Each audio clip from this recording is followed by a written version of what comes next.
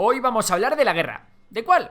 Pues de todas a la vez. Y es que, amigos, la guerra, algo tan horrible como humano, también tiene una larga e interesante historia que contar. Desde la primera vez que un grupo de homínidos se dio de palos con, literalmente palos, hasta que el Enola Gay soltó una bomba nuclear que horrorizó al mundo y se llevó la vida de decenas de miles de personas, la guerra nos ha acompañado. De todo esto os vamos a hablar hoy en Memorias de Pez, así que no os levantéis. Antes de nada, vamos a definir lo que es la guerra para que nadie se pierda. Según la RAE, la guerra es la desaveniencia y el rompimiento de la paz entre dos o más potencias, o también la lucha armada entre dos o más naciones, o entre bandos de una misma nación. En realidad, se puede resumir aún más, como lucha o combate, aunque sea en un sentido moral, que es un concepto bastante amplio y no existe un consenso de si tiene que haber un equilibrio de poder determinado entre los bandos que se oponen. Los romanos guerreaban contra los galos, los persas contra los griegos. Existe la guerra contra el narcotráfico, la guerra contra el terrorismo, la guerra psicológica y un largo etcétera. Ya desde la prehistoria, con las primeras civilizaciones tribales, los humanos, que por aquellos tiempos habitaban el planeta, habían adquirido la mala costumbre de matarse los unos y los otros. Y es que la muerte es una de las consecuencias más evidentes de las guerras. No obstante, como matar a puñetazos a alguien es bastante difícil y desagradable, los humanos inventamos y descubrimos el uso de las armas, las herramientas para guerrear y matar. Así los primeros humanos nos atacábamos los unos a los otros con lanzas, piedras, hachas y arcos. Y sí, matar a individuos de la misma especie es algo humano, pero también lo es forjar vínculos y organizarse para defender a tu familia, a tus amigos o a tu tribu. Por ello mismo, el ser humano también luchaba en grupo. Así, armados a pie y unidos, estos primeros humanos formarían sin saberlo la primera de las agrupaciones militares, la infantería. Con la llegada de la Edad de Bronce, estas armas primigenias serían poco a poco sustituidas por otras más mortíferas y duraderas. A la vez que esto ocurría, las primeras grandes civilizaciones comenzaban a formarse en Egipto, Mesopotamia e India. Sabemos, por el registro arqueológico, que en este periodo ya se habían empezado a utilizar carros de caballo para hacer la guerra. Así, las primeras invasiones y enfrentamientos a gran escala comenzaron a tomar lugar en una región que a día de hoy sigue siendo un foco inevitable de conflicto: Oriente Medio. Los hicsos invadieron Egipto, Mesopotamia se convertiría en un hervidero y probablemente sucedería el famoso asedio a Troya que daría lugar a la legendaria Ilíada de Homero. La Edad de Hierro llegaría para aumentar aún más el equipo armamentístico. Nuevas armaduras y escudos, espadas, lanzas, cobertura para los carruajes y un largo etcétera formarían las primeras unidades militares de la antigüedad. Además, los caballos se empezaron a utilizar no solo para tirar de carruajes, sino para montar jinetes y aumentar su movilidad y su capacidad de flanqueo en los campos de batalla. Así nacería la que sería por excelencia la agrupación más móvil de los próximos milenios, la caballería, tanto ligera como pesada. Automáticamente, para poder defender a la infantería de las cargas de caballos, también nacería una división de infantería especializada en romper las cargas. Hablamos de los lanceros. Con la aparición de los grandes imperios, las guerras se volverían mucho más mortíferas y complejas, y las herramientas y tácticas militares evolucionaron.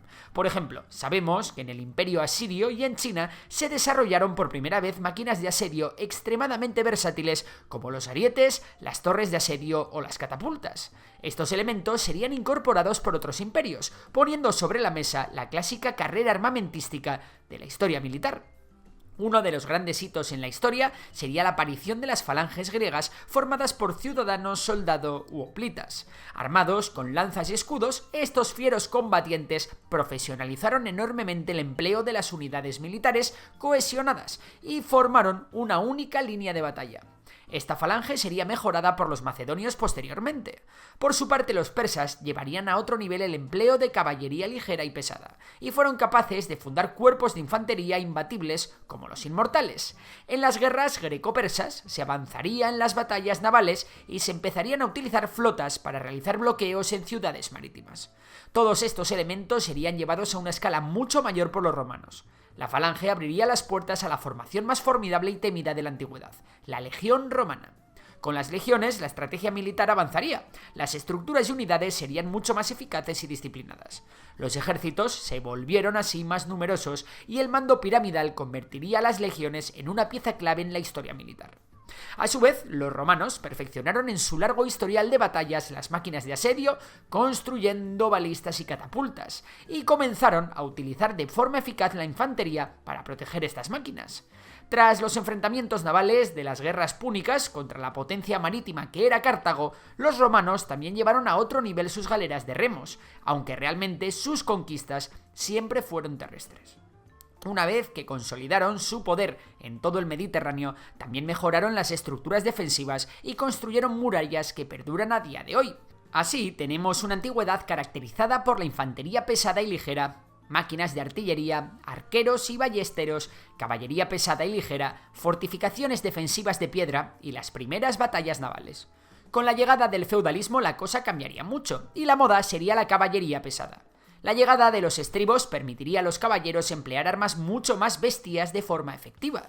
Los lanceros evolucionarían así a los piqueros, expertos en frenar las cargas de los caballeros. Las armaduras también mejoraron, de cotas de malla a armaduras de placas, pero claro, las armas hicieron lo mismo, y la potencia de fuego de ballestas y arcos, como el arco largo inglés, hizo posible perforar armaduras a distancia. También se innovó en las grandes fortificaciones, como castillos y fortalezas con líneas de defensa múltiple. Como respuesta también se mejoraron las máquinas de asedio, aunque se comenzaron a dar asedios prolongados, que centraban más tiempo en cortar los suministros de las ciudades que en el empleo de la fuerza bruta. Si las guerras en Mesopotamia, entre Grecia y Persia, entre Roma y Cartago, o entre el Imperio Romano y todos sus enemigos, fueron los motores de la antigüedad para los avances militares, la expansión musulmana, las cruzadas o la Guerra de los 100 años harían lo propio en la Edad Media. En el mar, los conflictos navales pasarían por los ataques de los pueblos nórdicos mediante sus flamantes Dakar, aunque aún tendríamos que esperar unos añitos para ver movida de la buena en el mar. Finalmente, la Edad Media acabaría con una lección maestra de cómo usar la caballería, a la que, por cierto, también acoplaban arqueros, y la guerra psicológica, impartida por los fieros mongoles. Pero aún estaba por llegar uno de los inventos más revolucionarios de la historia de la guerra, la pólvora. Los tercios españoles fueron los primeros en dominar los nuevos campos de batalla, creando los temibles cuadros de picas, a los que se les incorporaban primero ballesteros y más tarde mosqueteros y arcabuceros. La caballería, que no podía penetrar entre las picas, era pasto fácil de las nuevas armas de fuego. Esta forma de combatir fue la dominante durante los siglos XVI y la primera mitad del XVII. Pero de repente iba a aparecer otra reina de los campos de batalla, la artillería. La mejora de los cañones y morteros hizo que la artillería se convirtiera en la crème de la crème y que la misión principal de la infantería se convirtiese en defender a los artilleros. Las fortificaciones se verían obligadas a mejorar, surgiendo la clásica fortificación en estrella y a añadir potencia de fuego también a las defensas. Por otra parte, las unidades de infantería se equiparon también con armas de fuego, reemplazando las armas de corta distancia o sustituyéndolas por bayonetas. Las tropas de infantería se especializaron en distintas funciones, como la ingeniería para construir trincheras o fortificaciones y en la medicina. Además, se comenzó a fusionar unidades entre la infantería y la caballería, dando lugar a tropas como los dragones, que básicamente eran soldados que atacaban con caballos y defendían a pie. Por otra parte, la llegada de la artillería también revolucionó la guerra naval. El equipamiento de potentes cañones hizo que aparecieran unos galeones de miedo, que podían enfrentarse a otros en un mundo en el que ahora sí las batallas entre barcos eran clave para defender el transporte marítimo hacia las nuevas colonias o territorios de ultramar. Con todos estos avances mejoró también el sistema de reclutamiento y los estados eran capaces de movilizar grandes ejércitos de ciudadanos. Así, con Napoleón empezó la guerra total, en la cual se involucraría a la nación entera en el esfuerzo de guerra. Con las guerras napoleónicas se introdujeron las columnas militares, sustituyendo a las líneas y a la caballería, que irá poco a poco perdiendo su predominio en el campo de batalla, pasando a ser más útil en el reconocimiento. La llegada de la revolución industrial supondría un cambio absoluto en la forma de hacer la guerra. A partir de aquí los avances militares se darían cada década y no cada siglo. Herramientas como el telégrafo, los barcos a vapor y el ferrocarril transformarán absolutamente la logística, haciendo facilísimo abastecer a las tropas y mandar recursos al frente.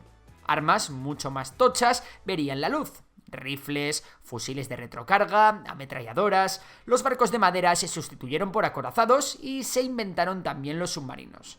También aparecieron los primeros carros mecanizados y, por primera vez, la guerra fue llevada más allá del mar y la tierra, surgiendo los primeros aviones. De esta forma, la mecanización, el blindaje, la guerra de trincheras y el avance de las armas de fuego, así como todas las mejoras logísticas que poco a poco fueron surgiendo, sembraron el fantasma de lo que estaba por venir.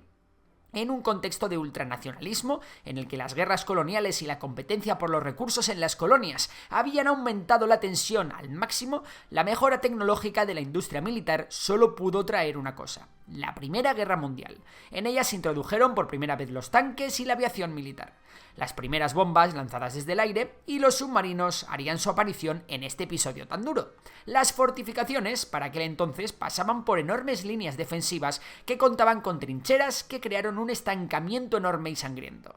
También se utilizaron en esta guerra gases como el gas mostaza, algo que se prohibiría internacionalmente más adelante con la Convención de Ginebra. Aunque esta guerra terminó, los avances militares no lo hicieron. Los artefactos explosivos se volvieron peligrosísimos. Poco a poco, las mejoras en los vehículos blindados y en la aviación fueron llevando a elementos mucho más mortíferos y maniobrables. Se continuó con el armamento naval, dando paso a acorazados, cruceros y portaaviones, y el desarrollo de la comunicación inalámbrica propició una mejora sin precedentes de la logística militar.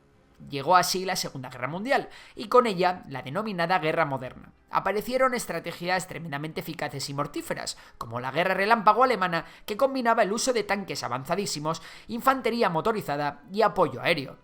Empezaron a darse los temibles bombardeos aéreos que se enfocaban en objetivos estratégicos o incluso en la población civil para minar la moral de esta. Desde el aire, las tropas aerotransportadas fueron especialmente relevantes en desembarcos a gran escala, que también involucraban fuerzas navales y terrestres como los del día D. Por su parte, la guerra naval se centraba en submarinos y en el uso de portaaviones, y el uso del radar para la detección fue absolutamente fundamental. La logística avanzó en vehículos de soporte y equipos médicos extremadamente especializados. Además, las guerras comenzaron a implicar a la población ya no solo a nivel militar. La aparición de la propaganda utilizó la guerra psicológica para crear una columna silenciosa permanente dentro de los países enemigos. Así, el potencial militar humano fue capaz de llevarse la vida de decenas de millones de personas. Con los avances en la física, se dio el que quizás fue el hito más relevante de toda la historia de la guerra: la aparición de un arma que por primera vez en la historia podía llevar a la destrucción total de la especie humana. Hablamos, como no, de la bomba atómica.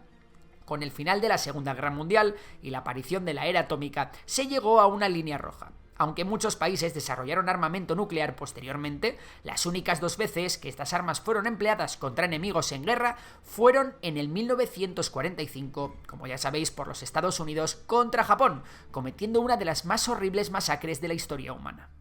Al margen de la guerra nuclear, una mejora tecnológica a otra escala comenzaría con la Guerra Fría. Los avances en la electrónica llevaron al desarrollo de misiles de crucero y misiles tácticos ultra precisos. Aparecieron aviones de reacción y furtivos, capaces de esquivar los sistemas de defensa aéreos. Se lanzaron por primera vez satélites al espacio que llevarían a otro nivel la comunicación y las misiones de inteligencia. Y, por cierto, lo de la inteligencia sería absolutamente loco. El espionaje y las doctrinas de contrainsurgencia, la aparición de las guerras asimétricas y la posibilidad de interferir con las comunicaciones enemigas llevaron a sacar a gran parte de las tropas del frente y ponerlas a manejar ordenadores. Así daría comienzo una nueva era de guerra digital, en la que el ciberespacio y el uso de vehículos aéreos no tripulados, como los drones, serían el pan de cada día. Esa era, amigos, es en la que nos encontramos a día de hoy. Lamentablemente, a pesar de que han pasado muchos años desde la invención de la espada, hemos podido comprobar que las guerras son algo inherente al ser humano. Aunque en este vídeo os hemos dado una perspectiva muy pragmática de la guerra y os la hemos explicado desde su parte más interesante, no podemos dejar de recordar que las guerras son horribles.